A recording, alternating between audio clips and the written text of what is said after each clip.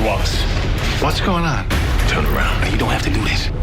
He violated the conditions of his probation. Let's go. For life. What's up, YouTube? It's your boy Mark Dark, and I'm back with another video. If you're new, if you love For Life, go ahead and hit that subscribe button, like the video, and leave your theories, comments, everything down below. Now, today we're going to be talking about For Life Season 2, Episode 5, the winter finale. This is the recap. Now, I'm going to try my best to focus on all the key points. I'm going to try to make this quick as possible. Now, if I miss anything, you guys let me know. And I'm telling you, for a minute, I thought your boy Aaron was going to get locked up, but he didn't. They did a great job at promoting that, making it seem like he was going to go down, but he did not. And now it's time to continue to try to get your boy Jamal up out of prison. Now, let's begin. Now, this episode begins off with your boy Aaron. He's at this clothing store. He's trying to get himself ready for court. And I ain't going to lie to you. I thought your boy Aaron was straight about to get this girl's number. He was about to go ahead and make her his new girl. But that did not happen. You know what I'm saying? That definitely did not happen. You can tell she wanted it. She wanted to get those cheeks clapped. I'm telling you right now. But Aaron, he didn't take the bait. He did not take the bait. Now, he goes and sees Jamal. And, you know, what they're pretty much talking about is getting his sister, Georgia, to testify. Maybe, you know, her information in court can help out a lot. But you have to convince her to do this. Now, of course, Aaron goes and sees her, and she's telling him, look, you know, maybe if Jamal explains his trauma as a child, and, you know, with our dad beating him because he was gay and he had these outbursts, maybe you can use that in court. And this is what Aaron was trying to tell Jamal, but Jamal, he doesn't really want to open up like that. He does not want to seem weak. Now, we get to Marie, and we get to, of course, Jasmine, and she's going to be spending a whole lot of time with Ronnie. Now, you guys saw my what to expect. I explained that Jasmine, she's kind of pissed off still about what happened. She's spending a lot more time with Ronnie. And, of course, Marie, she's sad because for the first time in a long time, she's all alone. Aaron's not there. Jasmine's not there. And it's like, man, what am I going to do? Now, we saw Jasmine kicking it with Ronnie, and she's having a lot of fun. She's with his family. They're playing games. They're having good old family time. And deep down inside, this is what Jasmine wants. She wants just to be around family, and she wants her parents to be together. Now, of course, Aaron, he hits up Marie because he wants to, you know, of course, come over there and spend time with Jasmine. And she tells him Jasmine is not there, and then that was it. She was expecting him to continue to text her, but Aaron definitely ended that conversation quickly. Now, this next case that they got, of course, O'Reilly's going to be a part of this. And you know if he's a part of it, it's going to be some trouble, right? Now, O'Reilly, of course, he has to deal with this guy right here, Cal, and he's a part of this union of the police department that pretty much they got a pattern of, you know, trying to get this overtime on certain individuals. And of course, Aaron and Henry are going to try to prove this in court. Now we get to, I keep about to call her Detective Tucson, but we get to your boy Jamal's sister, Georgia. And she's talking to Jamal. She's telling him, look, won't you just open up? We can use this reasoning to help you get out. And Jamal's like, no, that's not going to work. And also, he pretty much breaks down her history of having these boyfriends, and you know, they pretty much beat her up. She always goes back. What's going to happen when they, you know, point this out in court? When they make you take down your sleeves and they see the abuse, what's going to happen then? They're going to pick you apart in court. Maybe you should not testify. He doesn't want her doing this at all. He doesn't want it out. Now, we have the actual court case, and of course, Henry has his time to shine. At least that's what he's supposed to do. He wants to prove that these officers are, you know, pretty much targeting certain people to get overtime at the end of the month. And this officer comes up and pretty much trying to say, nah, I'm not doing it. You know, we're not just picking at people. We ain't doing this at all. Henry, he completely freezes. I'm like, dude, why are you freezing up? Now, you know, Henry, he's been sober for a little bit, but apparently in the past, he's always was drinking. So that was the problem. He's used to being kind of tipsy in these court cases. But in this episode, of course, Aaron had to come and clear things up and save the day once again. Now, Henry, he has to go see one of his guys from rehab. And this guy was an ex-cop. And he explains to Henry like, yeah, you know what? A lot of us officers in the agency, they kind of did use this strategy to get extra overtime. And Henry wants to use him in court. That way he can have some type of leverage. Now, Erin gets the call from Georgia. She done got kicked out. She's all beat up. She needs him to come pick her up. She's stranded. And of course, Aaron, he has to go do this. That's what he's telling himself. But we know Aaron, he's not supposed to be outside after 10.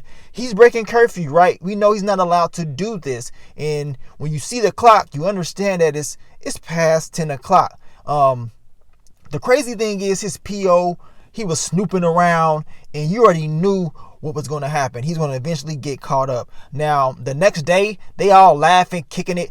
I ain't going to lie to you. I thought Aaron, he clapped those cheeks. That's what I was thinking. But nah, he was just a good friend.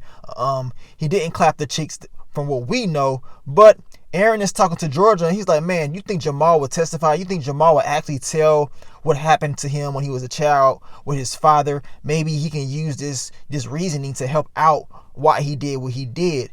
But of course, she says Jamal doesn't want to act soft. He wants to make it seem like he's so strong all the time.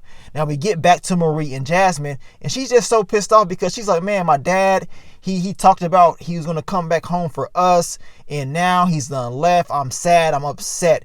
At the end of the day, Aaron had to do what he had to do, and I understand why he did it. He talked about doing certain things, but when you actually are in reality and you're actually doing it, it's a little bit harder. So Aaron, of course, has to, get used to this lifestyle. Now, coming back to court, of course, bad things have to happen when we're talking about Aaron. He can never just have a good slate. It's always something.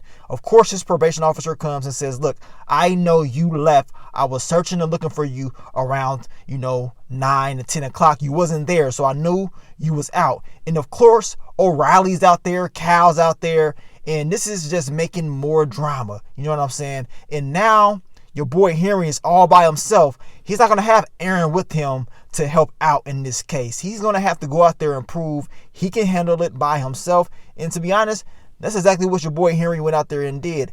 He got his boy to come because at first, this guy didn't want to come and testify. He comes, gives a good story of course, what officers do. And, the way he presents it, they can't do nothing but respect it. And he's pretty much saying, look, if officers is, waiting to the end of the month and waiting to the last 14 minutes to arrest and, pick and choose on certain individuals, they're pretty much trying to get that extra overtime. And of course, the judge is like, you know what?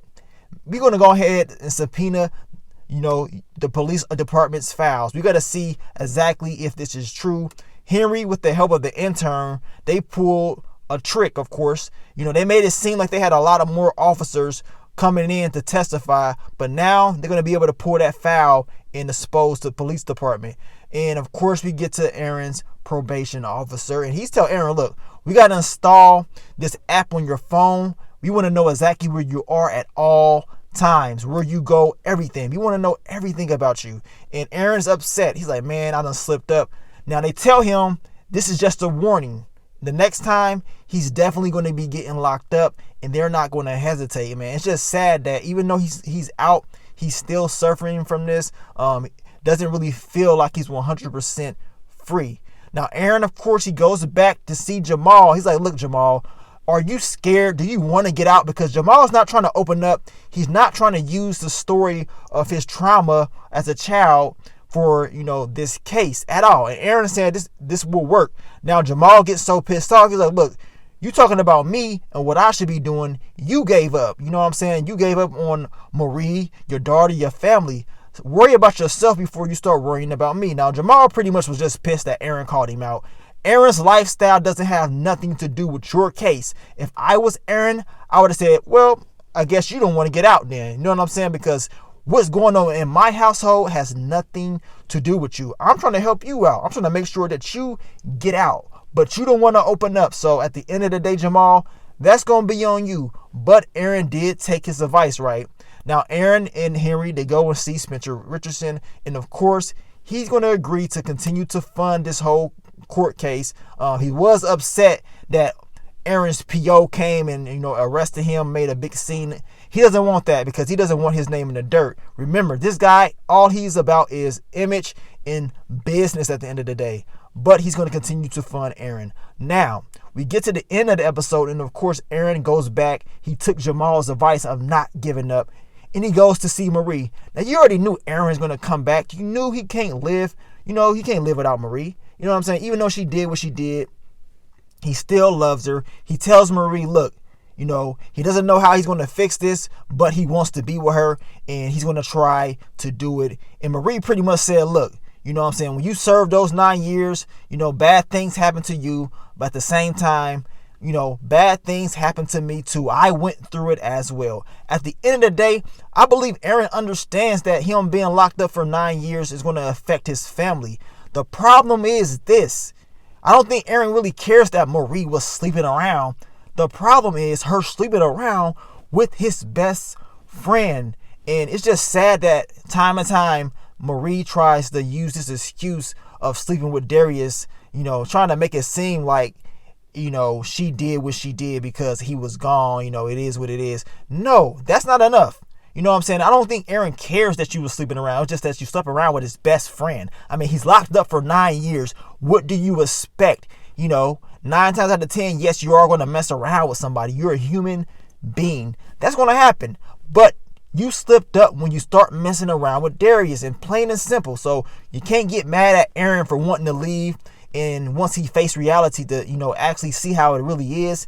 I mean, he's human at the end of the day.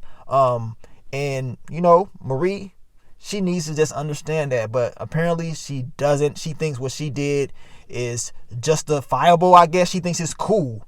But, it is what it is. Aaron, at the least, he does want to fix this and make this work. Marie, she wants to make this work as well.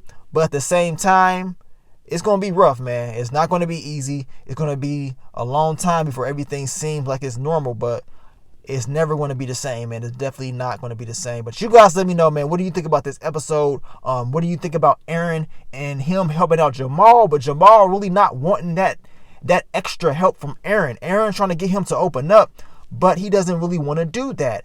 So that's going to be a problem. And Aaron has to continue to watch his back because he's going to have O'Reilly and the boys on his back watching, waiting for him to slip up once again. That way he can get locked up for good the next time. But overall, I thought this was a good episode. I was anticipating Aaron to get locked back up and for him to go back and bad things to happen, but that did not happen. And that's a good thing at the end of the day. Aaron didn't have to get locked up.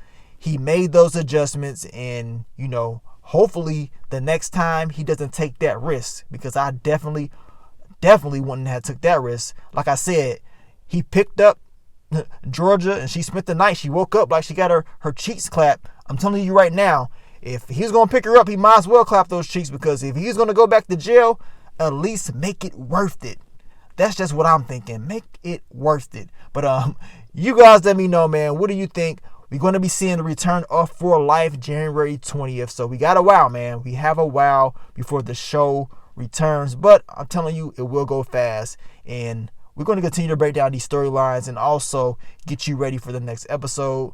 So stay tuned. But thank you guys once again for all the support, all the love. And I will catch y'all on the next one. But it's your boy, Mark Dark. I'm out. Peace.